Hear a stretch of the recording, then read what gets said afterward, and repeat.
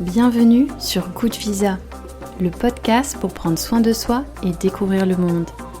Partez à l'exploration de votre monde intérieur et de celui qui vous entoure. Je m'appelle Camille et je vous souhaite une bonne écoute. Le mystère de l'émerveillement. Dans cet épisode, je reçois Tan Long Bach, alias le photomentaliste. D'origine vietnamienne, Tan va nous parler avec passion de ce pays que l'on surnomme « Dragon de l'Asie ». Tan va partager ses coups de cœur et ses conseils pour explorer au mieux le Vietnam. Nous évoquerons les lieux incontournables, l'histoire et la culture de ce pays et bien évidemment la richesse de sa gastronomie. Tan a toujours été fasciné par le sourire, véritable source de bien-être. En 2023, Tan lance son projet de photomentalisme. C'est un concept photo et vidéo où son but est de donner le sourire aux gens. Tan va donc nous parler du mentalisme, cet art si mystérieux et bluffant qu'il utilise pour provoquer l'émerveillement chez l'autre. En exclusivité, Tan a accepté que nous tentions l'exercice en plein épisode. Parviendra-t-il à deviner mon meilleur souvenir ? Je ne vous en dis pas plus et je vous souhaite une bonne écoute. Bonjour à tous, bonjour à toutes, bonjour Tan. Bonjour Camille. Merci d'avoir accepté mon invitation. C'est vrai que comme à chaque fois, j'aime bien expliquer l'histoire de comment on se retrouve ici. Donc en fait, là, c'est grâce à une suggestion Instagram. Je sais même plus si je t'avais raconté. Je ne me rappelle plus. Donc j'ai découvert ton profil sur Instagram et donc on va parler de ton projet. Et tout de suite, je me suis dit, mais c'est fou, c'est un sujet dont on parle très peu. Et j'ai vraiment envie d'apporter ce sujet à l'audience. Donc j'y suis allée un petit peu au culot. Et je t'ai contactée. Merci d'avoir accepté mon invitation. Avec plaisir. Donc, est-ce que tu veux bien commencer par te présenter avec tes propres mots et peut-être nous donner un petit fun fact, une info que tout le monde n'a pas forcément. Alors, le fun fact, on va voir. Je vais essayer de réfléchir. Alors, pour me présenter, donc, je m'appelle Tan. Alors, mon nom complet, c'est Tan Long Bach. Ok. Mon vrai prénom, normalement, c'est Tan Long. Et mon nom de famille, c'est Bach. Ça n'a aucun rapport avec Jean-Sébastien Bach. Hein, c'est plus des origines chinoises. Mais je suis vietnamien d'origine. Ok. Mes parents sont vietnamiens. Pour revenir sur mon prénom, on résume en mot Tan parce que Tan Long, généralement, les gens ont du mal. C'est pour ça que j'ai simplifié la chose en disant « appelez-moi Tan ». Donc ça, c'est mon prénom déjà. Et ensuite, comment tu m'as connu ? C'est parce que j'ai fait un projet sur Instagram ou sur les réseaux sociaux d'ailleurs en général, qui s'appelle le photomentaliste. Donc c'est un nom d'artiste, on va dire. Et le concept, c'est que j'approche les gens dans la rue et en tant que photographe et j'essaie de les faire sourire. Et comment je les fais sourire, c'est pas en faisant des blagues, c'est en faisant une expérience de mentalisme. Mm-hmm. Voilà. Et en faisant une expérience de mentalisme, le mentalisme c'est quoi ? C'est plus ou moins, par exemple, deviner une pensée. Mm-hmm. Voilà. Et j'essaie de deviner une pensée positive. Et quand j'y arrive, parce que j'y arrive pas tout le temps, mais quand j'y arrive, il y a un truc qu'on appelle l'émerveillement, un sourire. Mm-hmm. Et ce sourire-là, je le capture. Voilà. Et c'est un sourire que j'appelle le sourire sincère, le sourire authentique, parce que comment est né ce projet, je le résume rapidement, mais elle est très longue cette histoire. Mais pour résumer les choses, c'est que quand je prenais des gens en photo et que je demandais aux gens de sourire, généralement c'est un peu crispé, on ne sait pas comment sourire, c'est pas naturel. Du coup, je me suis dit qu'est-ce que je peux faire pour pas qu'ils soient stressés et pour qu'ils sourient naturellement. Et du coup, je me suis dit pour pas qu'ils soient stressés, ils vont se concentrer sur une expérience mentale, donc en regardant l'objectif. Et quand j'arrive à deviner quelque chose, il sourit. Et ce sourire-là, c'est un sourire naturel qui vient du cœur. Et hop, je le prends en photo. Et c'est ça le projet photomentaliste. Super, mais effectivement, on va beaucoup parler de ça dans la deuxième partie de l'épisode. Et puis, on fera peut-être quelques expériences vers la fin. C'est pour maintenir en haleine le public. Donc, quand on a commencé à discuter, tu m'as rapidement dit que... Enfin, je t'ai expliqué que donc, je faisais donc le podcast Good Visa, qui est un podcast qui mêle bien-être et voyage, où je demande aux invités quel est leur pays coup de cœur. Donc quand tu m'as parlé du Vietnam, je me suis dit super, parce qu'on a fait Sur cette première saison de Good Visa, c'est vrai que les premiers épisodes ont beaucoup été centrés sur l'Amérique latine. Je l'avais pas prévu, mais ça s'est fait comme ça. Donc là, je suis ravie qu'on ouvre le bal avec l'Asie. Et c'est un pays que je rêve de visiter, donc... Tu ne l'as jamais visité? Jamais visité. Ah bah ok, mais... je pense que je vais te donner envie du coup. Bah super, j'ai fait pas mal de recherches aussi. Et l'idée, c'est, encore une fois, je me répète un peu dans les épisodes, mais de dire, je veux pas pousser les gens à voyager tous les 3-4 matins à l'autre bout de la planète, mais de se dire, bon, bah si le Vietnam, c'est pas sur le plan tout de suite, bah de voyager en attendant avec ces podcasts. Et pour l'instant, j'ai pas prévu d'aller, par exemple, en Amérique latine. Mais là, j'ai l'impression d'avoir voyagé. Je sais que pas mal d'auditeurs m'ont dit ça m'a fait voyager, cet épisode, et ainsi de suite.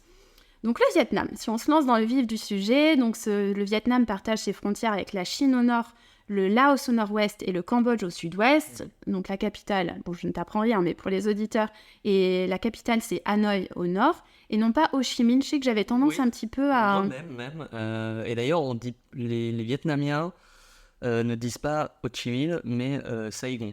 Oui, l'ancien nom. L'ancien nom. Et même encore aujourd'hui, quand Même encore aujourd'hui, quand on parle de la ville, la capitale du Sud, entre guillemets, on l'appelle Saigon, généralement. Même les Vietnamiens entre eux. Alors quand il y a le gouvernement pas loin, on préfère dire Ho Chi Minh, mais c'est encore dans le cœur des gens, le côté Saigon, oui. Incroyable. Pour le Sud.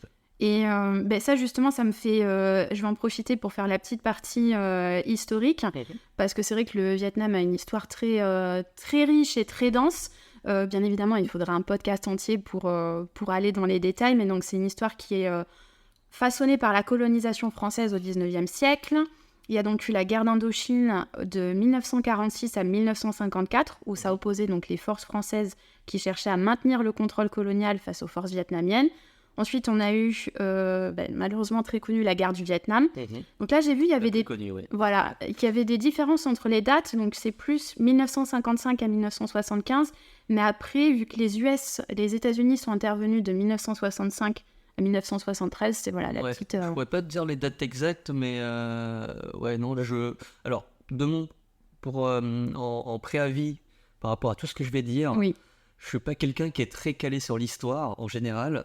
Et pareil par rapport à l'histoire du Vietnam, c'est-à-dire que c'est un pays que je connais parce que j'y suis souvent allé, mais pas un pays que je connais sur le bout des doigts historiquement parlant. C'est plus un pays que je connais Bien sûr. depuis que j'y suis allé, mais l'histoire de la guerre du Vietnam, par contre, est quand même importante quelque part dans ma vie parce que ça concerne mes parents.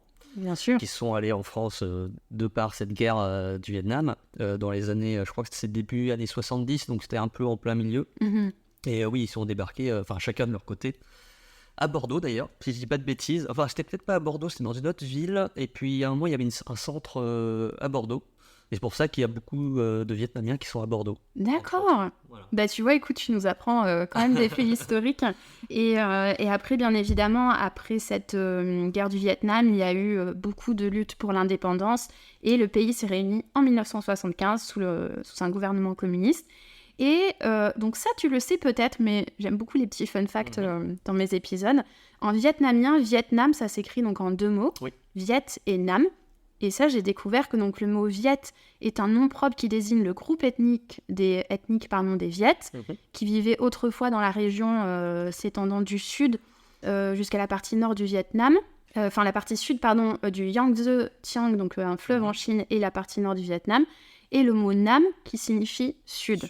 Voilà, donc c'était pour la petite anecdote. Donc littéralement, ça serait le pays des Viet du sud. C'est ça. Et quant au drapeau, est-ce que tu connais la signification du drapeau ? Quand je te dis que j'ai aucune connaissance historique, je crois que je l'ai appris, mais je ne me rappelle plus de la signification. Écoute, on va faire le petit rappel. C'est vrai que je le dis pas forcément dans tous les épisodes, mais là je trouvais ça assez intéressant.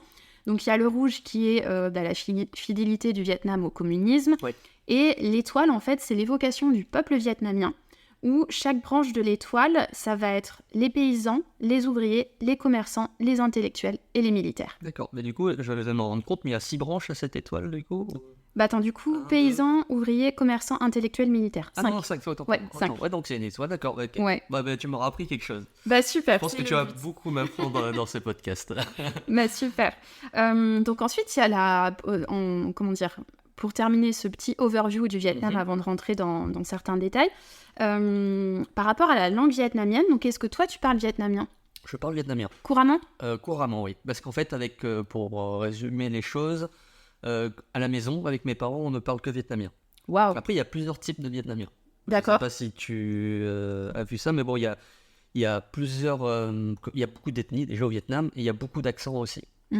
Et en fait, il y a le Vietnam, on va dire, officiel, qui est plus le Vietnam du Nord, donc c'est un accent officiel, un peu comme l'accent parisien, je dirais. Et puis moi, l'accent du Sud, on pourrait dire que c'est un accent marseillais. Et ensuite, dans le centre, il y a encore un autre accent. D'accord. Et je parle d'accent, je parle aussi des mots. On utilise des mots qui sont un peu différents. Pour dire oui, c'est différent au Nord, enfin dans la langue officielle, et au Sud, moi, je le dis d'une autre manière. Mais tu arriverais quand même à comprendre... Alors justement, pour moi, quand je vais au Nord, ça va. C'est l'équivalent. Enfin, pour moi, c'est du marseillais là-bas, on va dire. Oui. Et au centre, pour moi, c'est du ch'ti. Ah d'accord. C'est-à-dire que c'est très difficile pour moi au centre de comprendre. Eux, ils me comprennent, mais moi, de comprendre, c'est assez difficile.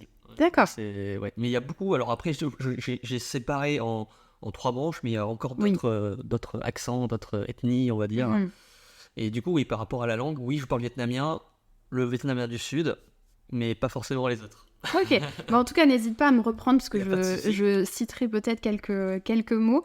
Du coup c'est vrai que comme tu le mentionnais, il y a plus de 53 ethnies au Vietnam, et pour revenir à la langue, donc c'est une langue tonale et monosyllabique, c'est-à-dire que donc le vietnamien utilise l'alphabet latin, mais elle comprend des lettres avec des... Alors j'ai appris... Alors, attends, j'arrive pas à le bien prononcer. Avec plein d'accents, c'est ça ? Voilà, les diacritiques, ça s'appelle. Ça, je connais même pas les termes français de ces accents, voilà, parce qu'il y a des accents au-dessus du A, enfin en dessous des lettres, des points... voilà, donc ça s'appelle les diacritiques, les lettres diacritiques, pour représenter les tons. Donc je sais pas si tu le savais, je l'ai mentionné dans juste 1 ou 2 épisodes, je crois, mais j'ai étudié le chinois. Donc je suis habituée, c'est un sans mot, le fait que ça soit une langue qui a plusieurs tons. C'est ça. Et en chinois, il y a 4 tons et un ton neutre, mais j'ai vu qu'en vietnamien, il y en avait 6. Et je me dis, mais... Alors, waouh. Par rapport à... Alors moi, je le parle, mais c'est vrai que je ne le lis pas. Ok. Voilà. Je le lis, c'est-à-dire que j'arrive à le lire en essayant de donner les choses par le contexte de la phrase, mais c'est vrai que du coup, je m'y connais pas trop en accent. Mais oui, ça m'étonnerait pas qu'il y ait 6 accents. C'est un son qui est très... par rapport au chinois qui est... alors, j'ai appris le chinois il y a très longtemps, mais ça fait quelque chose comme... Enfin, c'est beaucoup dans le... Oui. Alors que le vietnamien... Plus nasal, est peut-être. plus nasal. Oui. Quand on remarque, on va dire, entre guillemets, raciste, quand on faisait les ting chang chong, les trucs, c'était plus un son vietnamien qu'un son chinois. Ok. Mine de rien. Ouais. Parce que le chinois, quand on l'écoute, c'est plus Wuhai Ni, quelque chose comme ça, presque dans le corps, on va dire. Alors que le vietnamien, c'est tout la tan lam. Voilà, c'est très dans le nez. Et ça change beaucoup. Et ça change beaucoup, comme le chinois peut-être, mais peut-être un peu plus en vietnamien, en effet, ouais. Et juste pour terminer la petite parenthèse linguistique, c'est vrai que moi, ce qui m'a choquée, c'est de voir que c'est donc une langue monosyllabique, ce qui signifie qu'un mot est composé d'une seule syllabe, alors que tu vois qu'en chinois, tu peux avoir des mots, c'est vrai. Des mots composés. Donc voilà, on est sur donc le vietnamien, une langue très complexe, une histoire très riche, très complexe aussi. Et pour ce qui est des climats, alors je sais pas, tu vas peut-être pouvoir m'éclairer, parce que quand j'ai fait mes recherches, parce que je m'étais dit, voilà, j'aimerais bien visiter le Vietnam, quelle période serait idéale pour partir. Mais vu qu'en fait, le pays est très long, il est très sous forme de S, en hauteur, on dirait un dragon d'ailleurs. Oui. On l'appelle le pays, je sais pas si on l'appelle le pays du dragon, mais il ressemble à un dragon en tout cas. Et oui, c'est très haut en fait. Très étendu. Très étendu. Je sais pas si, mine de rien, peut-être un tout petit peu plus grand que la France en hauteur, peut-être. Je dis pas de bêtises, c'est pas si grand que ça le Vietnam, mais c'est très long. Et les climats sont différents au sud, au centre et au nord, enfin, pour séparer un peu les choses. Ensuite, il y a les régions montagneuses aussi, c'est encore autre chose. Mais en effet, si on veut y aller, il faut peut-être éviter l'été quand même, parce que c'est la saison des pluies. Oui.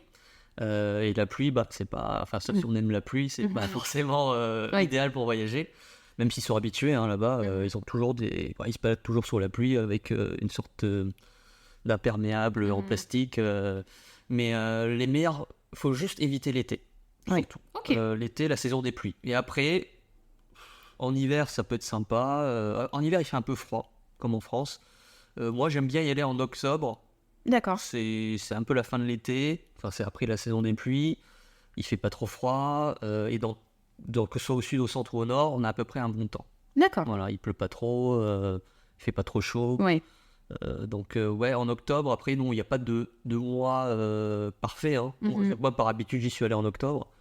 Mais je pense qu'en mars, ça devrait aller aussi. Ouais. Faut juste faire attention à la saison des pluies. Voilà, c'est un pays qui est très diversifié par ses différentes régions, ses différents climats. Et justement, si on se penche un peu plus sur les régions, donc j'ai quelques infos sur...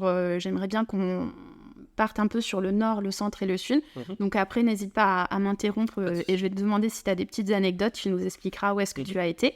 Donc si on se base d'abord sur le nord, donc comme on le disait, il y a la capitale Hanoï. Donc là, j'ai vu que c'était des paysages montagneux spectaculaires avec une riche histoire culturelle. On a le delta du fleuve Rouge qui déploie ses rivières à travers toutes ces rizières verdoyantes qu'on voit dans les photos.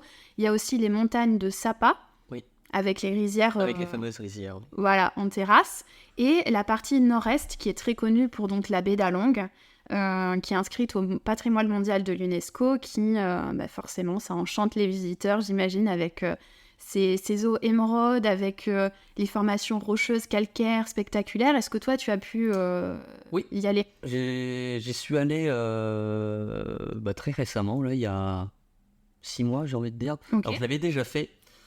Mais à chaque fois que j'y vais, j'emmène quelqu'un, un ami, peu importe, mais j'aime bien faire découvrir. Parce que je connais déjà, parce que j'y suis allé quand même très souvent pour l'histoire. Quand j'étais petit, jusqu'à mes 16 ans, j'ai envie de dire, on allait quasiment tous les ans ou tous les 2 ans au Vietnam.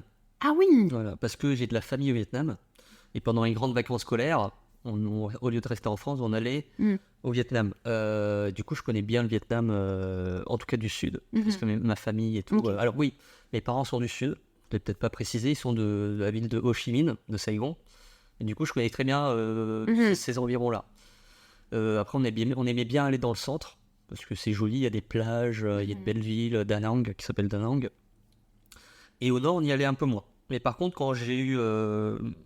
mon indépendance, on va dire, et quand j'y suis allé, je dois avoir 26 ans, je crois que j'y suis allé 3 fois depuis que je suis entre guillemets majeur. Donc là, j'ai 35 ans, et j'y suis allé à chaque fois avec des amis différents, et j'ai fait la baie d'Along. Et la baie d'Along, c'est en effet magnifique, c'est à faire. Alors, petit bémol maintenant, de nos jours, parce que je suis allé récemment, j'ai évité la baie d'Along, parce que c'est malheureusement... trop touristique. Il y a des bateaux tout le temps, il y a même des déchets un peu partout, même de ce que j'ai entendu. Donc moi, ce que je conseille, si vous voulez être tranquille, de par les touristes et puis toute cette pollution, on va dire, qu'il y a là-bas, il y a une autre baie pas loin. Alors je me rappelle plus le nom de la baie, mais c'est un peu plus loin que la baie d'Along. Il y a moins de monde. Les roches sont un peu moins grandes, mais c'est aussi beau. Et surtout, on est un peu beaucoup... Enfin, on est seul, on va dire. Oui, plus tranquille. Alors, on est plus tranquille. Mais ça, ils le vendent pas forcément, parce que les gens ont la baie d'Along, mais il n'y a pas que cette baie-là. Pour ceux qui y vont, je vous conseille, si vous voulez être tranquille, en tout cas, de ne pas faire la queue à chaque fois et de ne pas avoir 36 000 bateaux, de faire une autre baie qui est à côté. Il y a deux ou 3 autres baies, d'ailleurs, mais de prendre le risque, mais c'est pas un risque, parce que c'est aussi joli d'aller là-bas. D'accord, c'est vrai que c'est un peu le risque quand il y a des endroits magnifiques comme ça. Il y en a plusieurs au Vietnam où, malheureusement, comme on a dit que c'est l'un des plus bels endroits du monde, il y a 2-3 villes comme ça qui sont maintenant malheureusement trop touristiques. Il y a vraiment beaucoup de touristes, on a l'impression d'être à Disneyland. Tant que ça. Mais récemment, post-Covid. Ah oui. Peut-être parce que les gens ont envie de voyager et qu'ils prennent d'assaut les trucs qu'ils doivent voir avant de mourir, on va dire. Donc ensuite, si on descend sur le centre, il va y avoir les villes historiques. Alors, je vais peut-être pas bien les prononcer, Hue et Hoi An. Oui. Ah c'est celle-là. Hoi An. Enfin, en vietnamien, on dit Hoi An. Donc ça va être les vieux quartiers, l'architecture préservée, la citadelle impériale. Donc là, on change un petit peu de registre. C'est ça. Et la région du centre, j'ai vu qu'elle était caractérisée par la chaîne anamitique. Donc ça, je ne sais pas si tu connaissais ce mot. Ça veut dire rien. Une chaîne anamitique, en fait, c'est une chaîne de montagne qui sert de frontière entre deux pays. Et donc, en fait, cette chaîne de montagne, elle sert de frontière entre le Laos et le Vietnam. Donc, une chaîne anamitique. Voilà, D'accord. c'était le mot du jour. Je sais pas si je vais le retenir, ce mot, mais... Donc voilà, en tout cas, il y a donc cette chaîne de montagne, des hauts plateaux, des plages, c'est vraiment très varié. Oui. Et donc il y a les hauts plateaux du centre avec les régions de Dalat qui sont connues pour leur climat frais et les plantations de café. Oui. Et Ça, j'étais Dalat, épatée. c'est peut-être la ville que j'ai le moins préférée.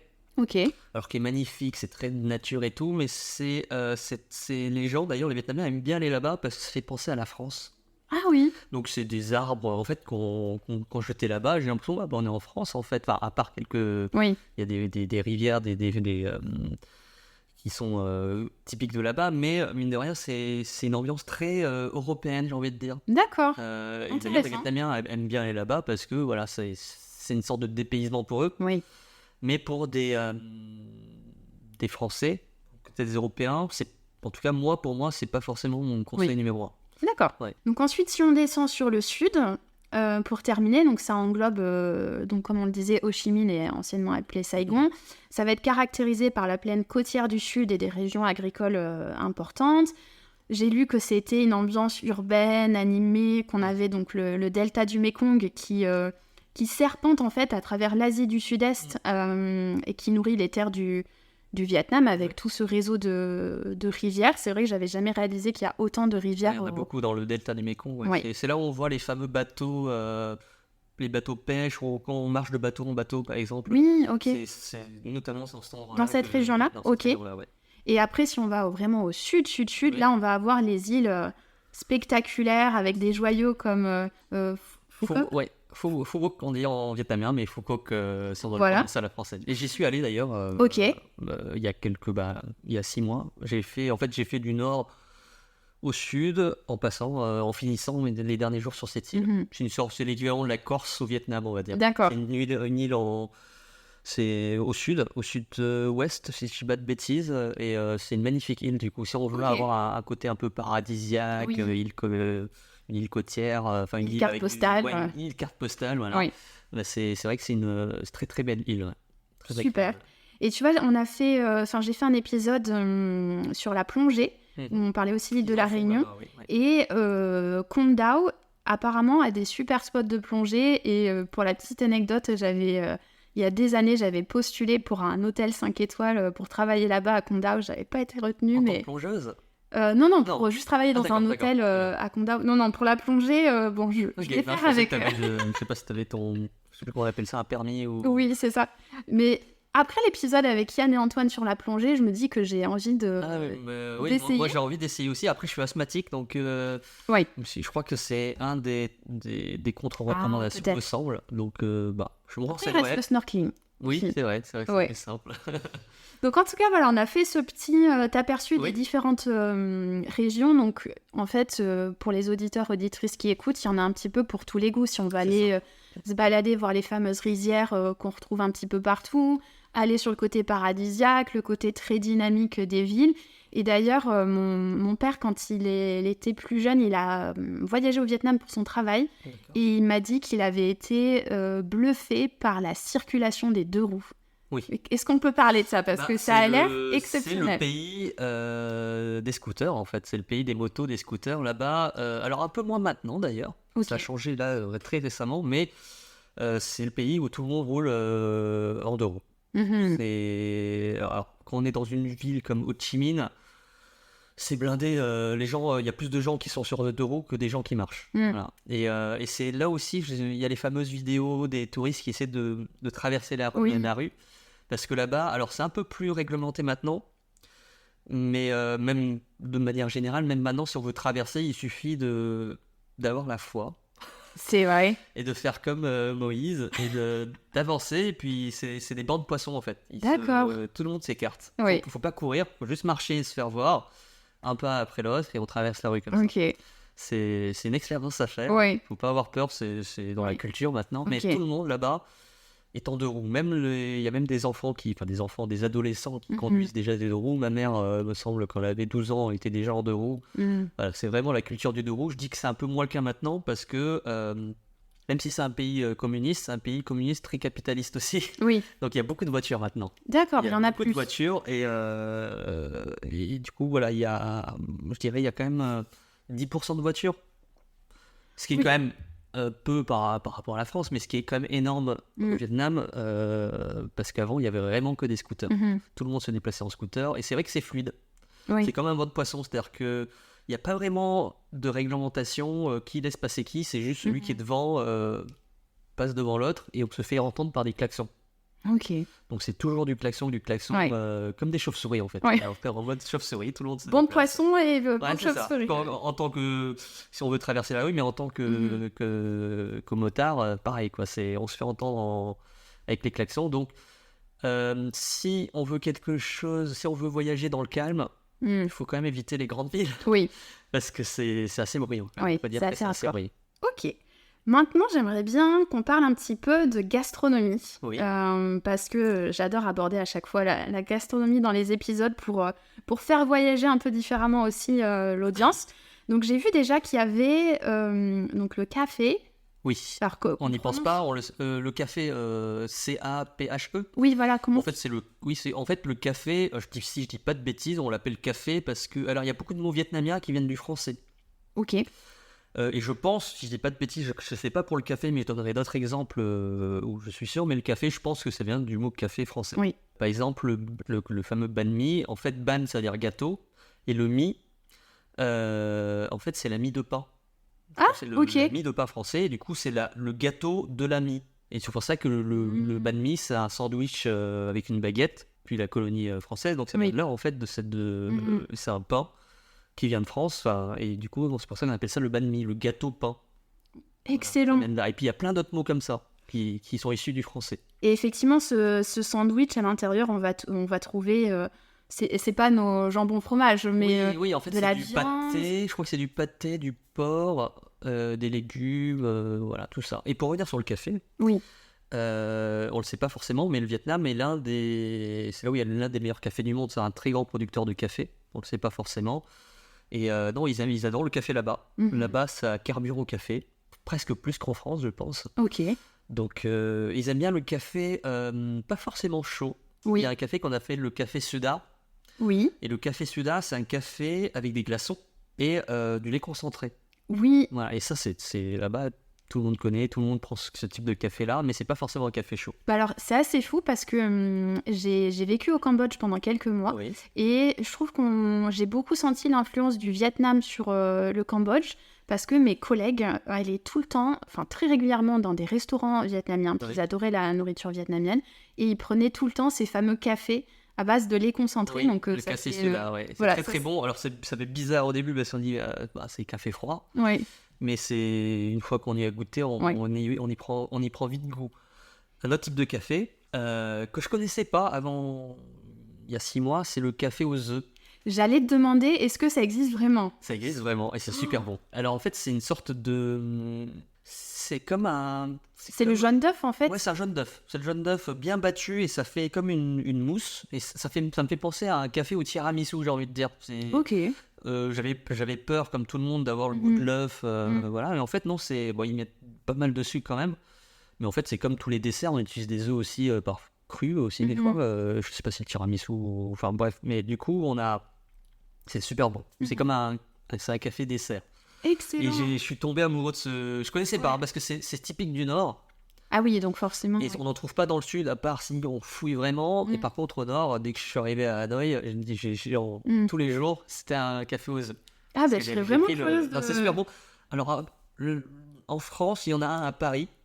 Un seul que je connais. Pour ceux qui sont à Paris, il y a un endroit où vous tapez café aux œufs sur Google Maps et vous allez trouver un café aux œufs dans ce restaurant-là qui est très bon. Super. Et qui est très ressemblant à ce qu'il y a là-bas au Vietnam. Bah, très bien, parce que c'est vrai que j'avais tendance à partager pas mal d'adresses bordelaises, forcément. Ouais. Et je sais qu'il y a beaucoup de Parisiens et Parisiennes qui écoutent le podcast. Donc voilà, comme ça, il y aura pour une fois une adresse. Et c'est vrai que dans la gastronomie vietnamienne, Il y a beaucoup d'herbes fraîches, il y en a partout, que ça soit la menthe, la coriandre, le basilic, la ciboulette, c'est vraiment omniprésent dans tous les plats. Et forcément, si on parle gastronomie et Vietnam, on ne peut pas oublier le pho. Oui. Le fameux pho. Est-ce que tu peux nous l'expliquer? Quand on Vietnam, on dit pho. Et le pho, donc, c'est une soupe au vermicelle de riz avec la recette traditionnelle.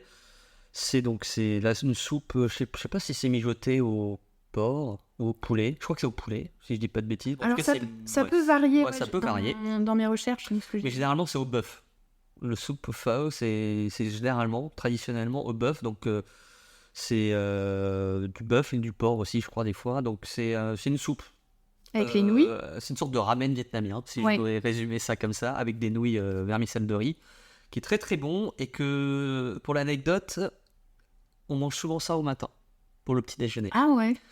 Parce qu'il faut savoir qu'au Vietnam, le petit déjeuner, c'est pas le petit déjeuner à la française sucré, c'est un petit déjeuner, c'est un autre plat en fait dans la journée. Et généralement, ils mangent au petit matin, soit du riz avec des œufs, je me rappelle plus du nom du plat, soit du pho qui est très très connu le matin. Et moi, c'est vrai que quand j'arrive au Vietnam, généralement j'arrive au petit matin, le premier truc que je fais, c'est ce pho, et ça c'est super bon. Se remettre. Quand on n'a pas l'habitude, ça fait bizarre. Oui. Mais moi, j'ai l'habitude maintenant, et c'est un truc à faire quand même. Une bonne expérience. Oui, puis quand on voyage, d'essayer de se dire, de s'acclimater exactement. Ensuite, il y a forcément aussi les rouleaux de printemps, parce que j'aime bien préciser quand même ces différents plats, parce que des fois, sans tomber dans les généralités, on va se dire, bon, c'est la cuisine asiatique, et peut-être pas forcément savoir... de quel pays c'est, Parce que les nems, on parle des... Enfin, il y a les rouleaux de printemps et il y a les nems. Oui. Rouleau de printemps, donc c'est la feuille, la petite crêpe qu'on roule avec des crevettes, des légumes... Beaucoup d'herbes fraîches. Beaucoup d'herbes fraîches, alors toujours de l'herbe fraîche. Si vous aimez l'herbe fraîche, c'est le pays, parce que beaucoup de menthe. Beaucoup de menthe, beaucoup de coriandre. Alors, si vous n'aimez pas la coriandre... Bonne chance. Bonne chance. Alors d'ailleurs, anecdote, c'est des gens qui n'aiment pas, c'est souvent génétique. Les Européens, ils ont... je ne sais pas si c'est un manque du gène, ou s'ils ont un gène, ou s'ils ne l'ont pas, mais qui font que... ils rejettent cette plante-là. Donc, c'est pas votre faute si vous n'aimez pas la coriandre. Et du coup, les nems, on pense souvent que c'est chinois, mais c'est vietnamien. Ok. Et le nem, vous connaissez, c'est comme un rouleau de printemps, mais frit, pour résumer les choses. Oui, exactement. Et ensuite, il y a aussi cette fameuse crêpe ou sorte d'omelette. Oui. C'est pas ban sao, je me rappelle plus. Oui, c'est ça, ban sao. Ouais, c'est ban sao. Exactement. Aussi, Donc là, ça va être donc à base de farine de riz, parfumée au cumin, avec des pousses de soja. Ça aussi, les pousses de soja, il y en a partout. Et ça va être servi chaud et croustillant. Enfin, encore une fois, tu vois, j'en ai beaucoup mangé au Cambodge. Okay. Parce que là-bas, la cuisine... Bon, après, c'est vrai que ça s'en ressemble beaucoup. Alors, je pourrais pas dire historiquement pourquoi, mais c'est vrai que quand moi, je vais dans un restaurant... alors, je parle de Paris, quand je vais dans un restaurant cambodgien, je retrouve principalement des plats que je retrouve au Vietnam. Je ne sais pas s'il y a un lien. C'est vrai qu'ils sont à côté, les deux pays, donc peut-être que ça s'est mélangé, mixé. Mais c'est vrai que... Mais pour revenir au ban sao, c'est super bon aussi. Je pense que tous les plats dont tu vas me parler... Forcément. sont super bons. Et le dernier, peut-être qu'on pourrait préciser, mon préféré perso, c'est le bun bo, qu'on va tendance à avoir appelé le bo bun en France. Alors oui, justement, par rapport au bo bun, j'aime bien dire... Alors, donc ils me disent bo bun. Et bo bun, ça veut dire quoi? Ça veut dire bo, ça veut dire bœuf. Et bun, ça veut dire vermicelle. Et en fait, quand on parle d'un bo bun, c'est forcément au bœuf. Oui. Mais en France, on dit bo bun au poulet, bo bun. En fait, ça n'a pas de sens. Un bo bun au poulet, ce serait un vermicelle, du bœuf et du poulet. Oui. Pour dire un bo bun au poulet comme il faudrait dire un ga bun. Ga, ça veut dire poulet, et bun, c'est le vermicelle. C'est très drôle que tu remontes ça parce qu'il y a un très bon restaurant vietnamien à Bordeaux et j'ai eu Je crois que tu me donnes l'adresse alors. Ouais, un quiproquo en fait avec la vendeuse parce que justement je ne savais pas encore pour boboon que bo c'était bœuf. Et du coup pendant un moment je lui disais boboon aux crevettes et elle me répondait mais boboon au bœuf, je disais non crevettes boboon. Oui c'est vrai, oui, ça peut, si elle n'a pas l'habitude de la norme française, j'ai envie de dire, mais c'est vrai que ça peut porter à prison. Ouais, ça peut porter à confusion.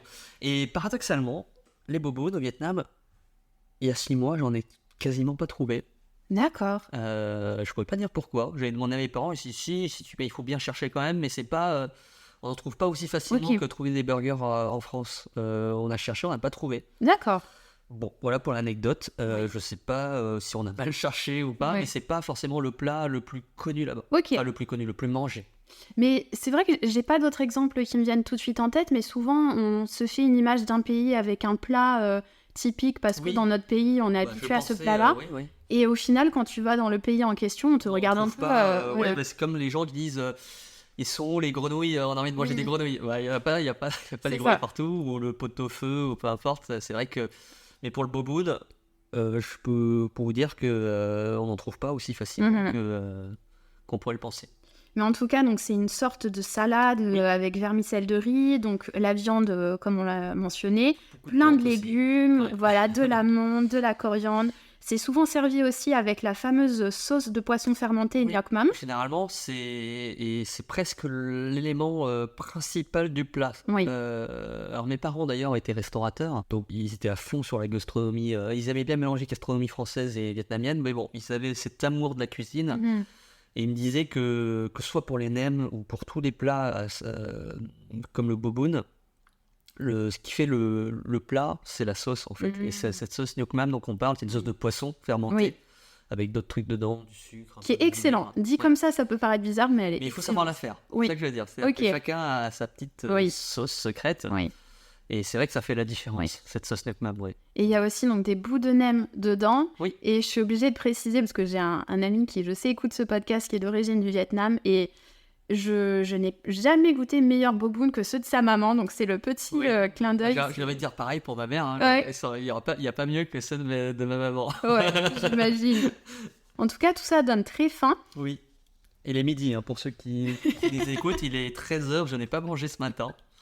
C'est un supplice. C'est un supplice, exactement.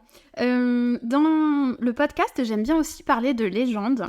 Donc, si tu me permets, je vais raconter une petite légende et j'espère secrètement que tu ne la connais pas comme ça. Je ne connais pas beaucoup de légendes, donc il y a moyen que. Alors, donc, il était une fois, dans le nord du Vietnam, un génie de l'espèce des dragons qui s'appelait Lac Long Chuan. Comme c'était un génie dragon vivant dans l'eau et ne montant sur terre que rarement, il était doté d'une force surnaturelle et du pouvoir de faire des miracles. Il n'apparaissait sur cette terre que quand c'était nécessaire. Un jour, il rencontra Oko, une fille d'une grande beauté, descendante elle-même du génie de la terre. Alors dans d'autres légendes, on l'appelle aussi la princesse des fées et princesse des montagnes. Un certain temps après, donc Oko fut enceinte et accoucha d'une poche refermant 100 œufs, qui donnèrent le jour à 100 fils très bien portants et d'une beauté surnaturelle. Les enfants atteignirent l'âge adulte au bout de quelques jours seulement. Malheureusement, Lac Long Chuan étant d'origine des dragons de mer et sa compagne d'origine du feu des montagnes, malgré avoir tenté de cohabiter ensemble, le feu et l'eau ne pouvaient vivre ensemble, leur culture et leurs besoins étaient trop différents. Donc en fait, ils ont décidé de partir chacun avec 50 enfants. Donc l'homme partirait vers la mer et la femme vers la montagne. Et donc elle veillerait sur les montagnes pendant que lui régnait sur les mers. Et on dit en fait que c'est ainsi que naît la dualité du peuple vietnamien, donc les Kinh, enfants des montagnes, et les montagnards, descendants des plaines. Donc voilà, je sais pas si tu connaissais. Je connaissais pas du tout cette légende, mais ça m'étonne pas que tu me racontes au moins une légende, parce que les Vietnamiens adorent les légendes. Il y a toujours une légende autour de, par exemple, à Bédalong, il y a toujours une légende sur tel rocher, ou pourquoi il y a ce lac. C'est vrai qu'ils sont friands des légendes là-bas. Enfin, je pense que c'est une culture asiatique en général, il n'y a pas qu'au Vietnam, mais c'est vrai que si vous aimez les légendes, là-bas, vous avez à voir que ça. Il y a toujours des histoires à raconter, toujours une légende pour chaque temple, rocher, endroit. Super. Et ça me fait même le lien avec... là, je voulais terminer, parce qu'après, on va passer sur tout l'aspect mentalisme. Par rapport à quelques aspects culturels, il y a cette notion aussi d'honneur envers les ancêtres. Je rejoins un petit peu ce que tu disais, où j'ai vu que, et même par rapport aux amis vietnamiens que j'ai, je ressens ce respect envers les ancêtres. Il y a même ce proverbe qui dit « Quand tu bois de l'eau, pense à sa source », pour vraiment dire que le savoir des ancêtres qui se partage de génération en génération mérite une place particulière dans le monde moderne. Au Vietnam, on a... culturellement parlant, on a beaucoup de respect.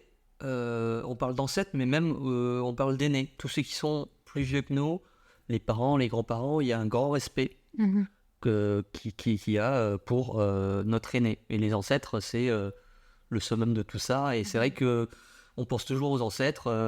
Moi, j'ai la photo de mes grands-parents et arrière-grands-parents sur un hôtel chez mes parents. Donc, c'est un truc ils sont toujours là avec nous. Les ancêtres, c'est une famille toujours présente, même s'ils sont dans l'au-delà. Donc, et ça, c'est très important dans toutes les familles vietnamiennes. Ouais, c'est vrai. J'aime beaucoup. Et par rapport aux familles, il y a aussi tout le côté des fêtes qui sont très importantes, avec notamment la fête de Tết. Donc c'est le nouvel an vietnamien, qui n'est pas le 1er janvier. Et d'ailleurs, si mes souvenirs sont bons, attention ma prononciation. Chuk Mun Nam Moi. Chuk Mun Nam Moi, oui, c'est ça. Chuk Mun Nam Moi. Et non, je crois que si je dis pas de bêtises, ça quasiment, c'est par rapport au cycle de la lune. Oui. Donc c'est en février généralement. Oui, fin janvier. Fin janvier, dès février. Et c'est. Alors je l'ai jamais fait parce que ça sert à rien les billets d'avion sont trop chers et tout. Et puis moi en février, j'ai pas. Enfin, quand je pars en vacances, généralement, j'évite le Tết parce que c'est un peu le bordel. Tout le monde. On peut rien visiter.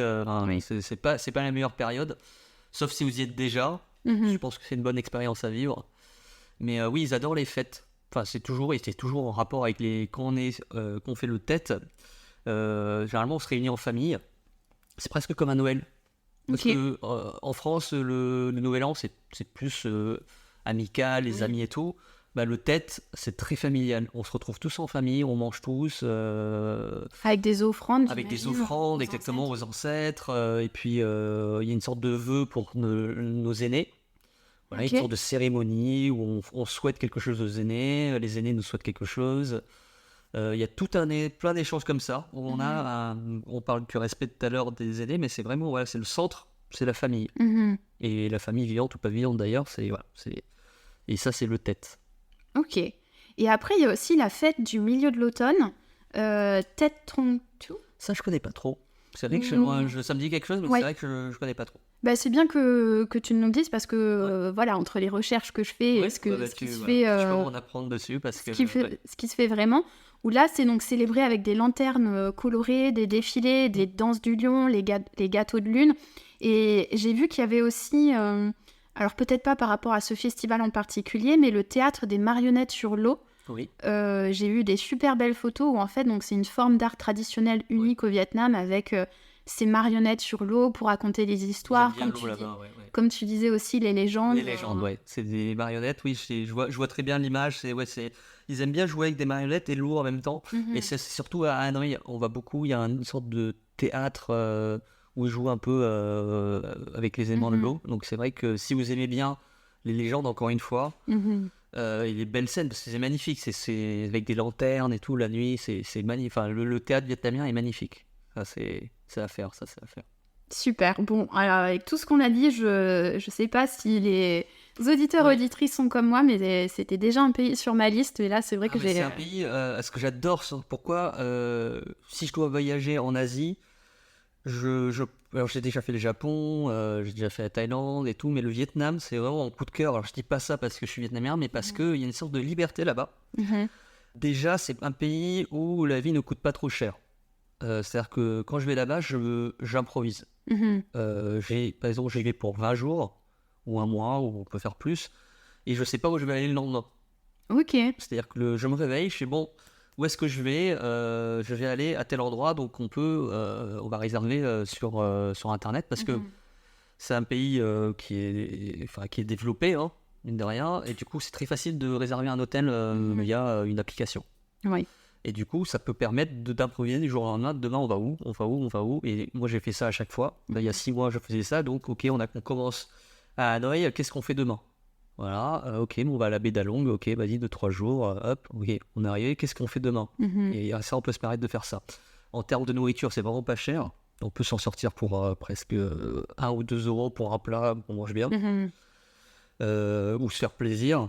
Vraiment, c'est un pays où il y a une liberté financière. Déjà. Ensuite, c'est un pays qui est très safe aussi.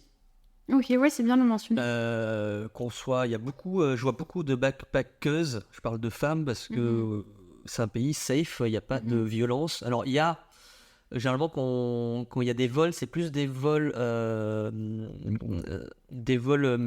malicieux, j'ai envie de dire. C'est-à-dire que c'est des pickpockets. Si on laisse traîner un truc, ça disparaît très vite. Mais c'est pas forcément d'un vol à l'arraché. Ils n'ont pas d'armes là-bas. Il n'y a pas de violence. Voilà. Et les gens, en général, au Vietnam, sont toujours souriants. C'est le pays du sourire. Ils sont super sympas. Ils sont très accueillants. Donc, il y a tous les voyants qui sont ouverts. Il faut aller au Vietnam parce que c'est un pays où tous ceux qui y sont allés, je connais personne, à part peut-être une personne qui n'a pas aimé le Vietnam. Et cette personne qui n'a pas aimé le Vietnam, c'est parce qu'elle a trop traîné dans les grandes villes. C'est vrai que c'est bruyant. Mais il n'y a pas que des grandes villes au Vietnam. Oui, bien sûr. Il y a plein d'autres villes. Si vous n'aimez pas le bruit, évitez les grandes villes. Mais et du coup, là, vous avez de la nature, des paysages. Vous voulez de la montagne, il suffit de prendre le bus, hop, la montagne. Tout est comme c'est un pays très mince. La montagne et la plage sont assez proches l'un de l'autre. Ah oui. Donc, on peut vite passer de l'un à l'autre très facilement.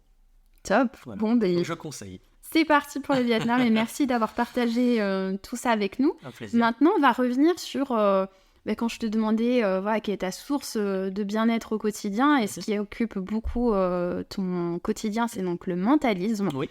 Donc, tu l'expliquais un petit peu au début de l'épisode, mais est-ce que tu peux nous le réexpliquer avec tes propres mots pour ceux qui n'en ont jamais entendu parler? Oui, alors, pour expliquer le concept, donc, je me balade dans la rue.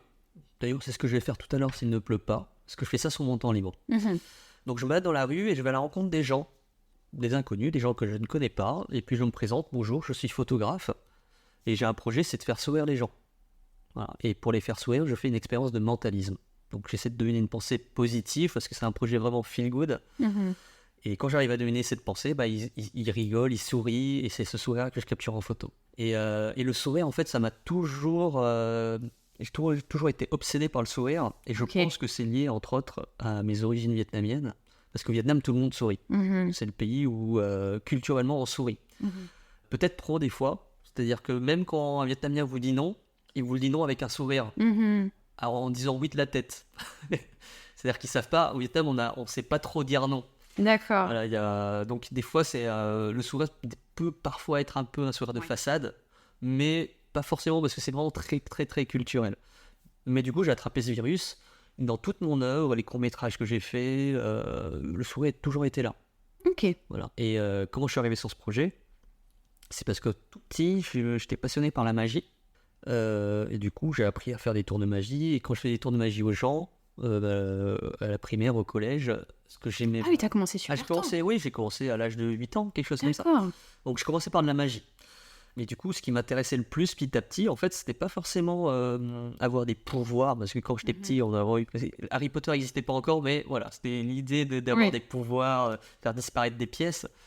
Et petit à petit, avec l'âge, ce qui m'intéressait le plus, c'était pas forcément de tromper le spectateur, parce que la magie, c'est tromper le sens, en fait.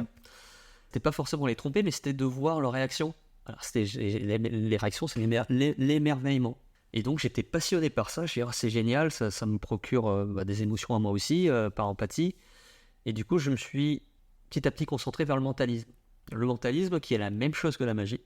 C'est les mêmes ingrédients. C'est comme un chef cuistot français et un chef cuistot japonais. On utilise tous des couteaux et tout. Enfin, les mêmes techniques d'illusionniste. Mais la présentation est différente. La magie, on se concentre plus sur des choses à faire disparaître. Par exemple, des cartes. Voilà, je grossis les traits. Le mentalisme, lui, se concentre plus sur les gens, sur les pensées des gens, et c'est pour ça que je me suis concentré plus sur le mentalisme. D'accord. Voilà. Parce que moi, quand j'ai cherché, je me suis dit, je vais essayer de trouver une définition du... C'est très compliqué. Très difficile. Moi, j'ai trouvé cette définition qui dit, donc le mentalisme est une forme d'art du spectacle qui donne l'illusion que le praticien, appelé mentaliste, possède des compétences psychiques ou paranormales. C'est ça. Contrairement à la magie traditionnelle qui se base, comme tu le disais, sur des tours d'adresse, le mentalisme repose sur des techniques de psychologie, d'observation et de suggestion pour créer des effets qui semblent transcender les capacités humaines normales. Alors, le début de la définition, c'est très bien. La fin, justement, je vais te poser une question. Est-ce que tu sais la différence entre un acteur et un comédien ? C'est une très bonne question. C'est une question. Non. Okay. Tu vois, je sais pas les gens se disent qu'un acteur, il fait plus quelqu'un qui fait du cinéma, un comédien plus de théâtre. Des pièces de théâtre, voilà. Et en fait, Pourquoi je te pose la question? C'est parce que les gens, ils voient une différence, alors que en définition, il n'y en a pas. Ok. Et c'est pareil pour le magicien et le mentaliste. Ah oui, intéressant. C'est-à-dire qu'on fait une différence. Pour moi, c'est que le magicien, il joue avec ce qui est impossible. C'est-à-dire que faire voler, on sait que c'est impossible. Faire disparaître, on sait que c'est impossible. Le mentaliste, lui, il joue avec les fantasmes. Ok. C'est-à-dire qu'il y a 200 ans, le fantasme des gens, c'était de parler aux morts. Donc le mentaliste d'il y a 200 ans, c'était quelqu'un qui parlait aux morts. Là, je vois un esprit, voilà. Ensuite, dans les années 70, c'était avec la Lune, tout ce qui est scientifique. Le mentaliste, le fantasme des gens, c'était de la technologie et tout. Et du coup, les mentalistes de cette époque-là jouaient beaucoup avec. Ils faisaient tordre des cuillères, du métal. Oui. C'était ça le mentaliste de l'époque. Et le mentaliste d'aujourd'hui, le fantasme, c'est les experts en psychologie, en tout ce qui est micro-mouvement, et ça c'est un fantasme, et les mentalistes du coup ils jouent ce personnage-là. Grosso modo, pour ça pourquoi j'ai du mal avec la dernière définition, c'est que c'est pas du tout des experts du comportement, c'est pas forcément des experts de la mémoire, c'est pas des experts, mais par contre ils jouent ce personnage-là. Voilà, c'est un personnage, mais c'est pas une personne. Après voilà, comme on joue avec les fantasmes, on confond souvent la personne et le personnage des fois. Contrairement au magicien, on sait que c'est faux. Le mentaliste, il joue sur une fine ligne. Oui. Et on se demande s'il a vraiment une super mémoire, s'il a vraiment une capacité à avoir les micro-mouvements.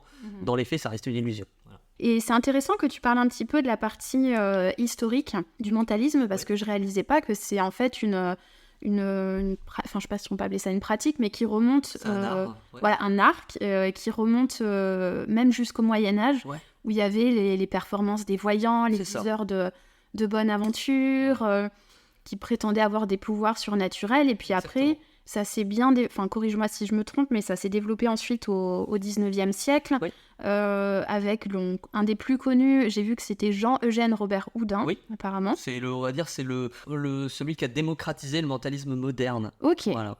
C'est un mentalisme un peu plus moderne. À l'époque, c'était plus voyant, ce genre de choses, et lui, il a déjà démocratisé la magie sur scène aussi, d'une part, et aussi le mentalisme qui joue. Lui, il voulait plus ou moins montrer qu'il pouvait faire comme les voyants, mais il se disait bien qu'il était illusionniste. Il disait qu'il y avait des trucs, il ne dit pas qu'est-ce que c'était que ces trucs, mais voilà, il y avait la partie voyant qui, eux, avaient, oui ou non, des vrais pouvoirs, et puis il y avait Robert Houdin qui, lui, voilà, disait moi, je fais comme eux, mais sauf que je suis un magicien. Ok. Voilà. C'est incroyable ça. Bien évidemment, le but de cet épisode, c'est on va pas révéler les secrets. Malheureusement, ça fait partie de l'expérience. Voilà. Comme les magiciens. Tout à fait. Mais j'ai vu que donc il y avait quand même, on peut peut-être juste aborder les termes, ça aidera peut-être les gens à mieux cerner, où les principales caractéristiques du mentalisme, ça va se baser sur la lecture froide. Je connaissais pas ce terme. Oui, ils aiment bien utiliser ce qu'on appelle le cold reading en anglais, donc la lecture à froid. Donc c'est une technique où on essaie de dire des phrases, j'essaie de résumer, on dit des phrases et on essaye de voir comment réagit la personne, et on essaye de trouver un chemin, et la personne est convaincue que ce qu'on lui dit est vrai de bout en bout, alors qu'en fait on dit plus ou moins des phrases entre guillemets banales, pour petit à petit voir comment la personne réagit, et on donne l'illusion de lire dans la tête des gens. Donc ça s'appelle le cold reading, à pas confondre avec le hot reading. Le hot reading, c'est une technique, par exemple, ce serait de piquer le portefeuille de la personne, de regarder sa date de naissance et tout, et de faire dans le contexte. Maintenant, tu vas penser à ta date de naissance, et en fait, c'est parce qu'on a piqué des informations, et c'est pour ça qu'on appelle ça du hot reading. Ok. Et c'est deux techniques, en effet, utilisées par les mentalistes. Après, j'ai vu que le terme de télépathie ressortait beaucoup. Qu'est-ce que tu aurais à nous dire sur le côté télépathie? Télépathie, donc c'était très à la mode dans les années, je dirais 80, donc parce que il y avait ce fantasme-là de lire dans les pensées, mais pas lire dans les micro-mouvements, parce que les micro-mouvements, c'est vraiment très années 2000 de jour. Mais le fantasme de l'époque, c'était transmettre des pensées, d'ailleurs même que ce soit à la radio ou peu importe, mais et la télépathie, du coup, c'est une illusion, en tout cas chez les mentalistes, une illusion de transmettre une pensée juste en l'envoyant comme des ondes. Voilà, donc c'est une illusion. Après, je dis c'est une illusion parce que c'est de mon point de vue à moi. Il y a un truc qui est très important, c'est que je suis quelqu'un de très cartésien. Je crois entre guillemets à la science, mais je ne suis pas fermé à tout ce qui est voyant, tout ce qui est télépathie. Je pourrais pas dire là à 100% ça n'existe pas. En tout cas, là, je donne juste le point de vue d'un mentaliste. Le mentaliste, lui, il donne l'illusion d'envoyer des pensées ou de capturer des pensées. Encore une fois, moi, je sais pas, j'ai envie de garder ce côté magique et de me dire, mais si, c'est comment il fait obligé. après, Non, mais voilà, c'est obligé. Il y a des techniques. En fait, le mentaliste, il aime bien jouer avec les croyances des gens. C'est comme ça qu'on arrive à berner quelqu'un. Si je sors un paquet de cartes et que je lui dis prendre une carte, je la regarde pas, tu la regardes et après j'arrive à la deviner. Je fais ok, je vois du rouge, je vois du cœur. Ok, regarde-moi, je fais comme ça. Ok, c'est un 8 de cœur, voilà. Et comment j'aurais pu faire? C'est parce qu'en fait, le paquet de cartes, quand je l'ai sorti, dans la croyance des gens, un paquet de cartes, c'est fait de 52 cartes différentes. Mais si ça se trouve, en fait, j'avais que des 8 de cœur dans mes mains. Mais les gens ont cru, parce qu'on croit, parce que voilà, c'est notre culture. On se dit que c'est un jeu de cartes de 52 cartes différentes. Bien en sûr. Plus, il m'a dit, donc je l'ai cru. Et en fait, voilà, ça, c'est pas le secret de tous les tours de magie, du mentalisme, mais c'est pour résumer comment on arrive à tromper le spectateur. Et justement, sur ce côté à tromper un peu le spectateur, j'ai vu que c'était assez... personnellement, ça m'intéresse pas mal aussi, ce côté où la question de l'éthique se pose un petit peu, parce que donc le mentalisme, c'est complexe, et comme on l'expliquait, il y a une sorte un peu de manipulation pour créer l'illusion, mais donc il y a plusieurs choses qui rentrent en compte, avec donc, le consentement du public, la protection de la vie privée, donc cette responsabilité éthique qu'ont les mentalistes. Comment toi tu approches cette cette question d'éthique?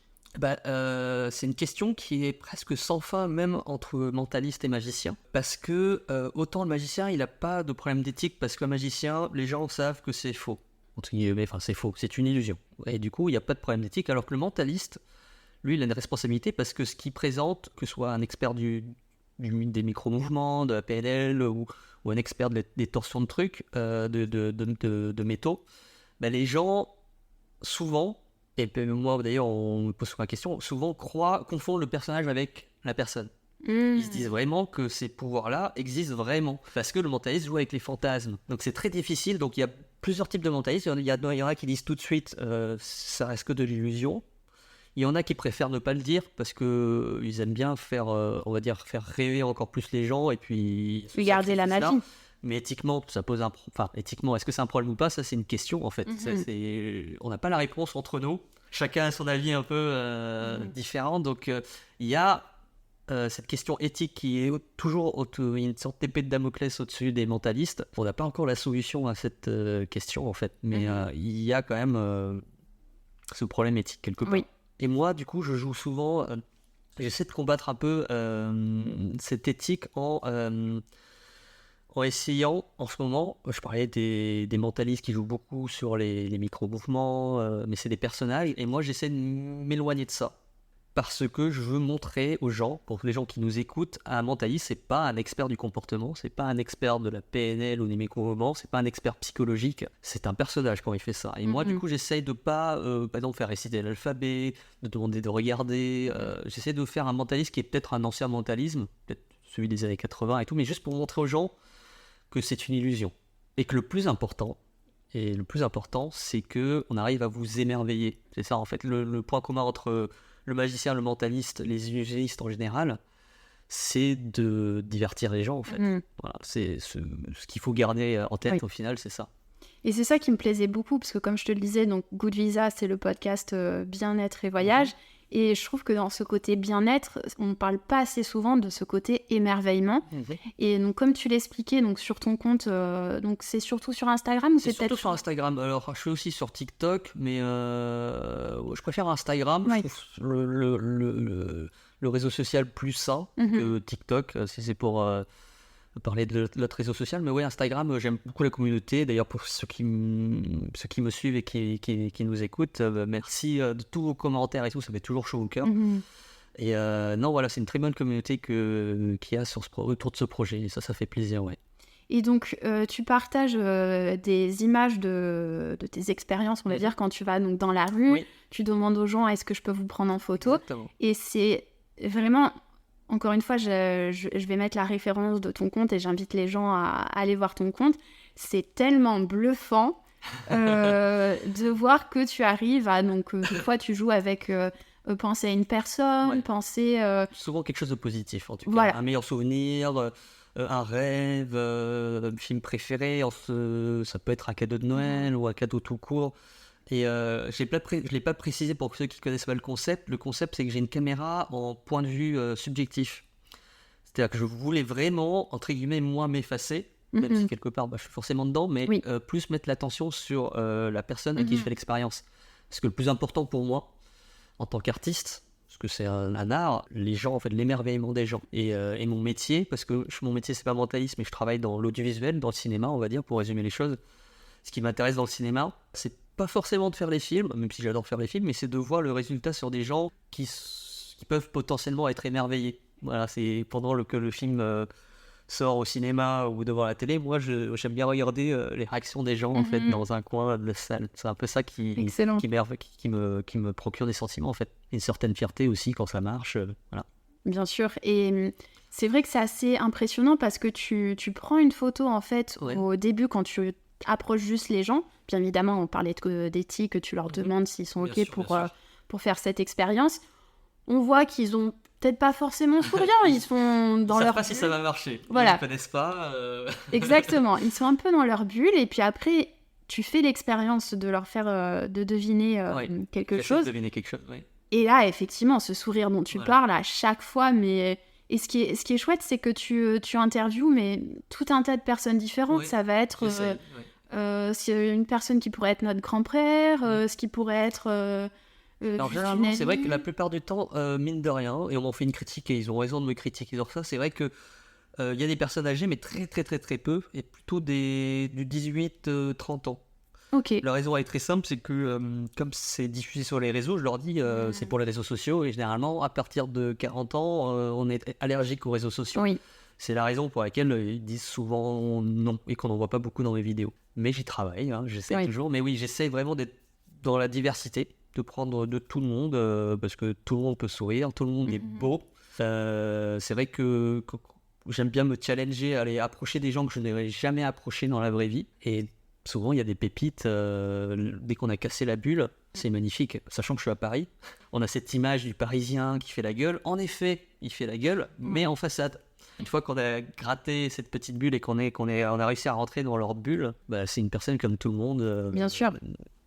Et ça, comment ça se passe une fois que tu as terminé de faire la photo ? Est-ce que des fois, tu as des gens qui sont très curieux, qui vont te poser des questions ? Ah oui, alors généralement, on parle souvent, dans la vidéo, c'est une vidéo qui dure 1 minute, mais dans les faits, ça dure 5, 10, voire 15, 30 minutes, parce que on parle de tout et de rien, un peu comme on parle ici. Donc, est-ce qu'ils sont curieux ? Pas forcément. Il y en a qui préfèrent juste être émerveillés, c'est génial et tout. Il y en a qui veulent savoir. Du coup, je leur explique quelques trucs. Mais oui, il y a toujours une discussion. C'est un projet avant tout humain, et je le fais parce que ça me fait du bien.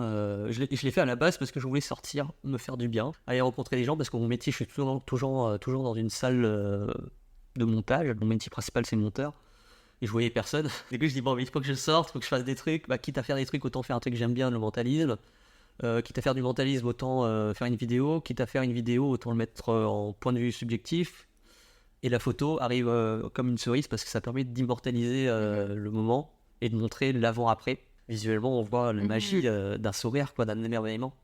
Et ça, comment tu t'es dit, je vais mettre la photo là-dedans ? Est-ce que toi, tu étais passionné de photo ? Parce que je suis passionné par l'image, donc le cinéma en général. La photo, c'est pas forcément... je fais des photos de temps en temps, mais c'est pas ma plus grosse passion. Mais par contre, pour ce projet-là, vu que je voulais montrer qu'un émerveillement, c'est des fois un court instant quand même. C'est-à-dire que pendant l'espace d'1 à 2 secondes, le masque de la personne tombe. C'est comme si on avait la vraie personne devant nous, l'espace d'1 seconde. Après, cette personne reprend vite le dessus. Oui.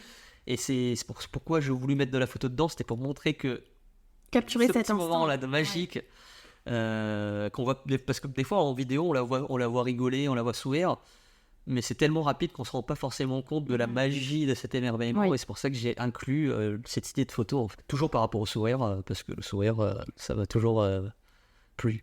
Et c'est drôle que je voulais pas t'interrompre tout à l'heure, mais tu mentionnais ça par rapport au peuple vietnamien qui sourit beaucoup. On en avait parlé aussi dans l'épisode, le premier épisode du podcast sur la Thaïlande. Ah c'est le pays du sourire. Voilà, le pays du sourire. Et les Vietnamiens sont très jaloux de ça, parce que le pays du sourire, c'est pas le Vietnam, c'est la Thaïlande. Mais on est à côté. Mais en tout cas, voilà, c'est vrai que cette idée de de sourire. Bon, je le redis, désolé pour ceux qui ont déjà écouté l'épisode, mais c'est vrai que juste le simple fait de sourire, en fait, dans notre cerveau, ça va déjà produire plein de choses. Et on sourit aussi, généralement, par empathie, on sourit devant les gens. Et le projet photomontaliste marche bien aussi parce que quand on regarde la vidéo, on sourit sans s'en rendre compte des fois. Parce que on est des êtres empathiques et que ça marche bien parce que quand on voit quelqu'un sourire, même sourire pour rien, on sourit aussi. Bien sûr. Et ça fait du bien, surtout de nos jours avec le contexte actuel. C'est un projet qui arrive un peu au bon moment. Oui. C'est un peu aussi pour ça, je pense, qui marche bien. Et ça fait combien de temps d'ailleurs que tu J'ai l'as commencé lancé ? en avril, il y a... on est en quel... De cette année ? De cette année, oui. Ah ouais. Pour l'histoire, en fait, donc j'ai commencé en avril. En septembre, j'avais 1000 abonnés, j'étais très content. Et un mois après, j'étais à 100 000 abonnés. Oh, voilà, ça a explosé d'un coup. Et là, je suis à peu près à 200 000. Mais oui, ça a explosé d'un coup. Et c'est vraiment un projet passe-temps pour moi. Et ça l'est toujours d'ailleurs. Parce que j'adore mon métier dans le cinéma, c'est mon métier passion. Tout ce que je fais, je le fais par passion. Et le passe-temps aussi. Et bon, là, ça a pris une ampleur. Je sais pas quoi en faire exactement maintenant. Mais j'y réfléchis, voilà. Il y a beaucoup de gens qui veulent peut-être essayer un peu de prestations parce qu'il y a beaucoup de gens qui veulent que j'essaie de faire vivre l'expérience en entreprise ou ce genre de choses. Donc je réfléchis, pourquoi pas. Mais pour l'instant, ça reste une passion. Ça montre encore une fois que quand on fait les choses par passion et que tu t'es pas lancé là-dedans en disant je veux des likes, je veux des abonnés, et au final ça a pris ça a pris une ampleur et je reçois des centaines de messages. En fait, c'est ce qui me fait chaud au cœur, c'est pas le nombre d'abonnés, c'est les centaines, des milliers de messages aux gens en message privé qui me disent merci, ça nous fait du bien, voilà. Et ça fait super chaud au cœur. On dit waouh, on arrive à donner du bonheur aux gens par entre guillemets un simple projet. Ça prend pas trop de temps parce que je fais ça par plaisir, hein. C'est pas un truc où je suis pour le faire, c'est vraiment je pourrais faire ça gratuitement sans avoir de personnes, sans avoir d'abonnés, on va dire. C'est que du bonus et que ce soit un bonus pour les gens en plus, ça c'est génial. C'est trop bien. Et est-ce que tu pourrais peut-être nous dire comment toi tu t'es... Parce qu'il y a peut-être des gens qui vont se dire ça m'intéresse beaucoup, j'aimerais bien me former. J'imagine qu'on trouve tout sur Internet. Comment tu t'es formé, toi ? Alors moi je me suis formé, j'ai commencé en tant que magicien et la majorité des mentalistes ont commencé par de la magie. Parce que le mentalisme, alors il y a des mentalistes qui vont pas être d'accord avec moi, mais c'est plus une branche de la magie. La grande famille c'est la magie et puis il y a une branche spéciale qui est le mentalisme. Donc en fait, c'est vraiment une question de présentation. Un magicien, par exemple, quand il pourrait, entre guillemets, forcer une carte par un tour de manipulation, et puis il la fait disparaître, la refait apparaître, donc ça c'est un magicien. Un mentaliste, il pourrait utiliser les mêmes techniques, sauf qu'il ne dira pas qu'il a forcé une carte. Donc pour apprendre le mentalisme, je vous conseille, quand vous voulez commencer, d'aller dans peut-être des magasins de magie, et généralement dans tous les magasins de magie, il y a une section mentalisme, qui ouvrent des tours ou des livres. Donc vous commencez par apprendre un tour de mentalisme, histoire de savoir à quoi ça ressemble. Et puis petit à petit, vous lisez des livres pour être un peu plus, connaître peut-être un peu plus la psychologie, parce qu'on joue beaucoup sur comment arrive à penser une personne en termes de... Quand je dis psychologie, mais je fais attention avec ce mot, c'est comment tromper une personne. Et il y a plein de techniques psychologiques qui ne sont pas forcément celles qu'on pense. Et donc voilà, petit à petit, magasin de magie, et puis si ça vous intéresse vraiment, vous achetez des livres et tout, mais il faut faire attention d'ailleurs, petit warning, faites attention à tout ce qui est livre sur des livres de mentalisme qui parlent de micro-mouvements, qui parlent de PNL. C'est pas quelque chose qui est prouvé scientifiquement, et c'est pas du tout quelque chose que les mentalistes qui travaillent dehors utilisent au final. Ils utilisent l'univers des micro-mouvements, de tout ce qui est super cerveau, super mémoire. Ils utilisent l'univers, mais eux, ils le lisent aussi pour comprendre cet univers, mais ils l'utilisent pas forcément. Ok. Donc oui, avec voilà, c'est un petit warning. C'est un petit warning. Il faut pas. Encore une fois, c'est vraiment un fantasme. Enfin, ça joue vraiment sur les fantasmes. Donc, vous dites pas forcément que vous voulez faire du mentalisme parce que vous dites, je vais pouvoir décortiquer les micro-moments de ma chérie ou de XY. Ça marche pas comme ça. Oui. Ça marche pas comme ça. C'est avant tout un métier artistique. C'est un personnage qu'on joue et du coup, tout ce qu'il y a derrière, c'est comme de la magie. En tout cas, j'aime beaucoup que tu mettes aussi en avant ce côté d'émerveillement et je me dis c'est... Encore une fois, c'est plus important. Si on veut faire du mentalisme, c'est pas pour pour savoir qui ment ou pas, c'est pour avant tout émerveiller les gens. Exactement. Et comme tu le disais, je pense que de nos jours, l'émerveillement est plus que nécessaire. Oui. Et, ça a toujours été, mais de nos jours encore plus peut-être. Oui. Et justement, en parlant d'émerveillement, ça me fait penser à une petite anecdote tout simple, mais se dire des fois, tu sais, quand t'es dans la rue, si tu croises quelqu'un qui a un super beau manteau, que t'aimes bien, ou quelqu'un qui a une super belle coiffure, je trouve que des fois, ça coûte tellement rien de dire j'adore vos lunettes, j'adore votre sac, et d'un coup, les gens, mais comme tu l'expliques, ont le visage qui s'illumine d'un coup et qu'ils sont émerveillés alors que... C'est, pour ceux qui veulent faire le même projet que moi, sans faire du mentalisme, il faut juste être...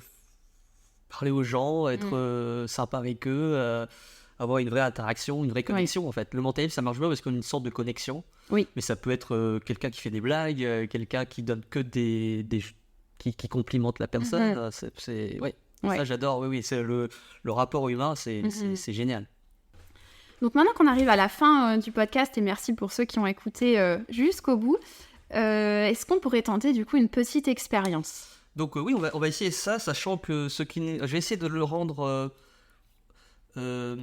intéressant en audio, parce que c'est un projet, parce que j'appelle ça un projet, c'est un projet qui joue beaucoup sur les réactions des gens. Oui. Donc on va essayer ça, j'improvise un peu. Improvisons. Ce que je vais te demander de Camille, c'est de penser à un de tes meilleurs souvenirs et de le résumer en un mot. Ok, je te laisse te concentrer et ce mot, essaie de l'épeler dans ta tête. Tranquillement. Voilà. Alors pour ceux qui nous écoutent, parce que les gens vont te demander après, on est d'accord qu'on ne s'est jamais vu, on ne s'est jamais vu avant, on n'est pas complices, je t'ai pas donné un billet. Voilà. C'est un mot que tu as en tête et que toi, tu as en tête. Oui. Ce que je vais te demander de faire, c'est de penser, de regarder ma main. Normalement, je le fais avec un appareil photo. Tu te concentres sur ma main et tu vas projeter, tu vas essayer de répéter ce mot dans ta tête et tout en répétant ce mot, tu vas essayer de projeter une vidéo. C'est-à-dire ton souvenir. Essaie de voir des images qui flashent comme ça.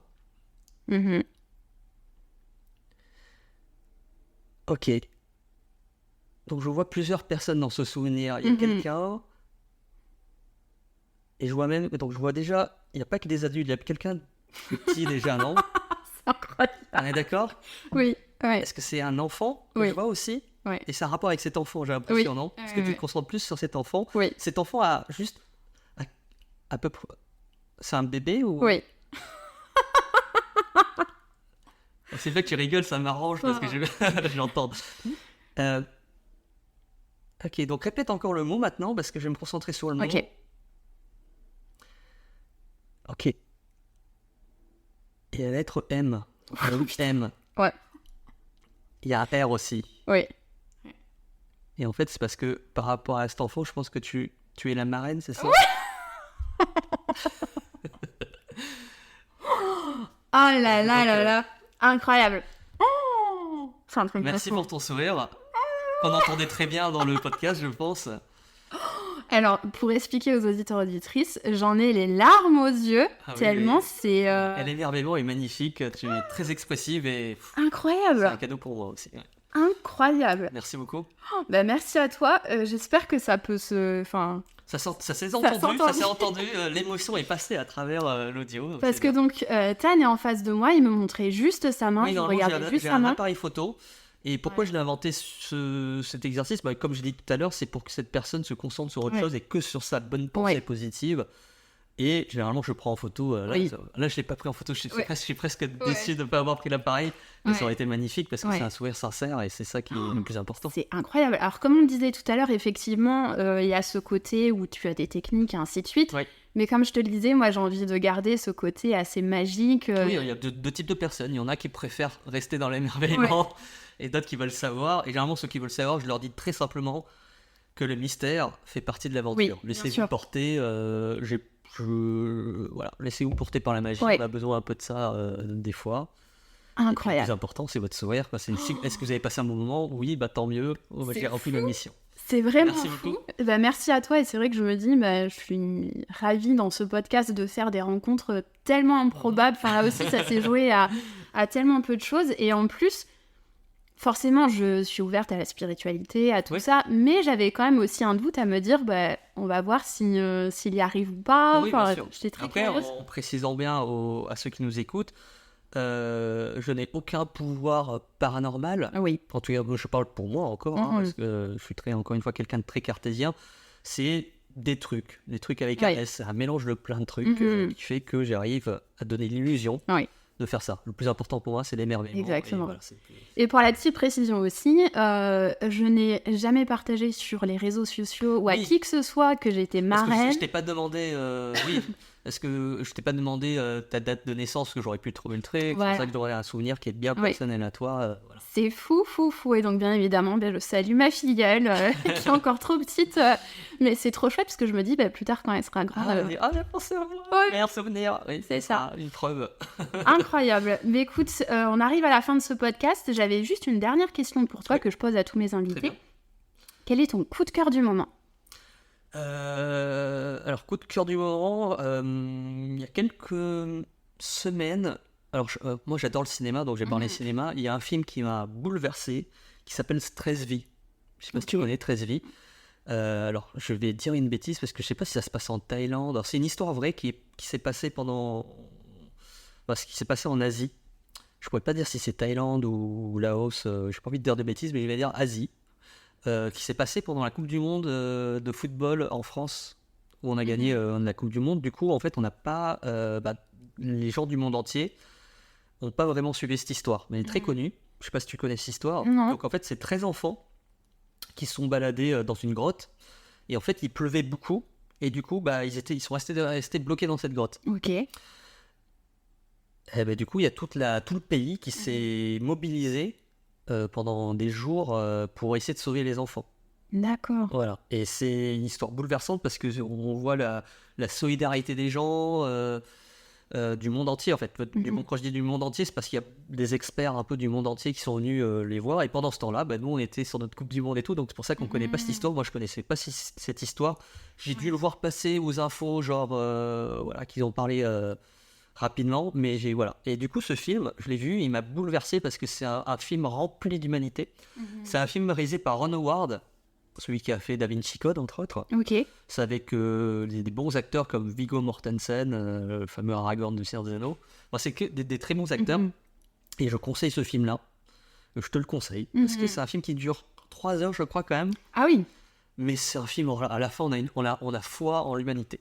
Foi en l'humanité. Parfait. Et je crois que c'est disponible sur je sais pas si c'est sur Amazon ou Netflix, mais c'est disponible en streaming. Ouais. Ok, super. Et moi, si je peux me permettre, mon petit coup de cœur, il y a une petite histoire derrière aussi. Mon coup de cœur du moment, c'est un livre. Ça s'appelle « Prendre soin de l'enfant intérieur ». Tu vas peut-être pouvoir mieux prononcer le nom de l'auteur que moi. Oui, alors, j'ai pas l'habitude de le prononcer en vietnamien. Donc, en français, on dit toujours Thich Nhat Hanh. Thich Nhat Hanh. Thich Nhat Hanh, en français. Ok. Et en vietnamien, on dit toujours Thai. Thai, ça veut dire maître. Ah, Thai. ok. Et après, si je dis pas de bêtises, alors je préfère presque pas le prononcer, parce que j'ai peut-être le mal le prononcer en vietnamien. Okay. Donc on va dire Thich Nhat Hanh. Ouais. Et c'est un grand maître bouddhiste qui est mort il y a presque 1 an déjà, au Vietnam.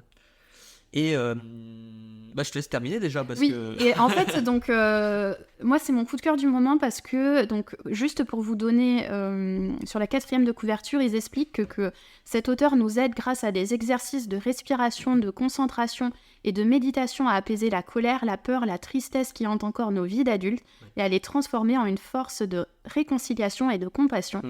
Et là, je l'ai quasiment fini, mais déjà, c'est déjà un coup de cœur, parce que ça parle beaucoup de la relation qu'on a avec nos parents, d'essayer de plus se mettre à leur place et donc de faire preuve de plus de compassion. Donc c'est un livre qui me plaît beaucoup, et avant qu'on commence, je t'avais dit que c'était mon coup de cœur. Parlé.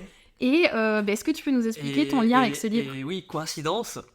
Qui est lié à mon projet aussi, c'est que ce maître-là, je le connais très bien. Parce qu'il a créé en Dordogne, enfin en tout cas dans le sud-ouest, un village qui s'appelle le village des Pruniers. Donc c'est un centre de méditation bouddhiste où le maître enseignait, enfin il y a toujours un autre maître qui enseigne, mais voilà, le maître Thich Nhat Hanh a enseigné des choses sur la vie, sur la pleine conscience. Donc il a créé le village des Pruniers avec une moniale, je crois qu'on dit comme ça, pour une moine moniale, qui s'appelle Suko Chung Krao. et qui est en fait ma grande tante. C'est incroyable. La coïncidence est là parce que voilà, tu lis ce livre, voilà, je connais très bien, alors pas ce livre, mais je connais très bien ce maître et ce village-là, parce que ma famille est très liée à la création du village des Pruniers, puisque mes parents avaient aidé à créer ce village, je ne me rappelle plus à quelle année, mais dans leurs jeunes années, mais parce que ma grande tante est celle qui a créé avec ce maître-là le village des Pruniers, qui est très connu dans le monde. Je crois que Thich Nhat Hanh, c'est peut-être l'un des moines les plus connus après Dalai Lama, qui prône la paix, qui prône... Il a fait plein de livres. Il a fait beaucoup de livres, c'est un très très bon écrivain. Et en fait, j'ai baigné là-dedans, dans cet univers, parce que quand j'étais petit, c'est soit j'allais au Vietnam, soit j'étais à ce village des Pruniers. Ok. C'était le petit gamin qui se baladait, qui comprenait rien à l'époque. Je me disais pourquoi il prie, pourquoi... voilà. Mais du coup, j'ai baigné dedans. J'ai baigné dans tout ce qui est tout ce qui est dans le bien-être, tout ce qui est dans le faire du bien aux gens surtout, parce que c'est ça qu'il enseigne, c'est avoir de l'empathie, accepter entre guillemets la douleur. Enfin, je suis quelqu'un du coup philosophiquement, grâce peut-être après avoir côtoyé ces moines, je suis, alors je vais le dire avec des mots un peu crus, mais je suis quelqu'un qui est en mode balèque. J'aime bien dire ce mot-là, c'est-à-dire que rien n'est grave dans ce qui se passe de mal dans ma vie. J'en suis pas mort, je respire toujours, je vis convenablement, je mange, j'ai une maison, enfin je suis très quelqu'un qui se trouve très chanceux, philosophiquement, et du coup je suis très bien dans ma vie, et du coup j'aime bien donner aux gens. Ce projet-là fait partie de ça, c'est que je partage. Tu veux donner des sourires. Je veux donner du sourire parce que je veux donner du bonheur aux gens. Et j'ai une philosophie dans la vie, c'est que j'ai deux phrases qui me suivent toujours, c'est Carpe Diem. Donc voilà, vivre au jour le jour, quelqu'un qui est très dans le présent. Et la deuxième phrase qui vient de ce maître-là, qui est très connu, qui s'appelle « Il n'y a pas de chemin vers le bonheur ». Je ne sais pas si tu connais c'est le bonheur et le chemin. Oui, bah oui. C'est-à-dire que voilà, on peut savoir comment tu arrives à être heureux et tout, c'est quoi ton but dans la vie. Non, j'ai pas de but. Donc même dans ce projet-là, j'ai pas un but financier ou pas, je le vis. Et c'est pour ça que ça marche. Je suis heureux et puis je reste, je vis, c'est mon chemin, c'est le bonheur et le chemin. Et ça, c'est deux phrases qui me suivent depuis que je suis tout petit. Et si ça peut vous inspirer, c'est cadeau. Trop bien. Donc, le bonheur, c'est le chemin. Mais écoute, merci beaucoup d'avoir accepté mon invitation. Je me dis, c'est fou. Voilà, des fois, ça tient tellement à peu de choses. Ouais, donc, tu m'avais demandé, j'ai dit ok, allez, on teste. Voilà, on teste et ça s'est super bien passé. J'espère que ça aura donné envie aux auditeurs, auditrices de découvrir le Vietnam. Maintenant, peut-être quand vous irez dans un restaurant asiatique, vous vous direz « Ah, ben ça, je sais que ça vient... » Le boboon, il faut faire attention en fonction à qui on parle. Et peut-être que des gens te croiseront à Paris ou à Bordeaux. Parce que je suis originaire de Bordeaux. C'est pour ça que là, je suis là pour mes parents, par exemple, qui sont revenus du Vietnam. Et puis après, sinon je suis à Paris, mais Paris-Bordeaux, c'est souvent les deux villes où je me promène. Super, donc je mettrai le lien sur ton compte, donc le photomentaliste. Donc n'hésitez pas à aller le suivre, parce que c'est vrai que tout ça c'était donc sans les images, mais c'est vrai que c'est bluffant ton projet. Et moi je ne me remets toujours pas de l'expérience. Donc encore merci à toi et à bientôt. À bientôt, merci. Au revoir. Au revoir. Merci à vous, merci pour votre écoute. J'espère que cet épisode vous aura plu autant que moi. Sachez que cette séquence a été filmée, même si maintenant vous connaissez le dénouement final, vous pourrez voir comment Tan procède pour deviner mon meilleur souvenir. Elle est disponible sur son compte Instagram Le Photomentaliste, ainsi que sur le compte du podcast Good Visa Podcast, tout ça sur Instagram. Je vous remercie et je vous dis à bientôt.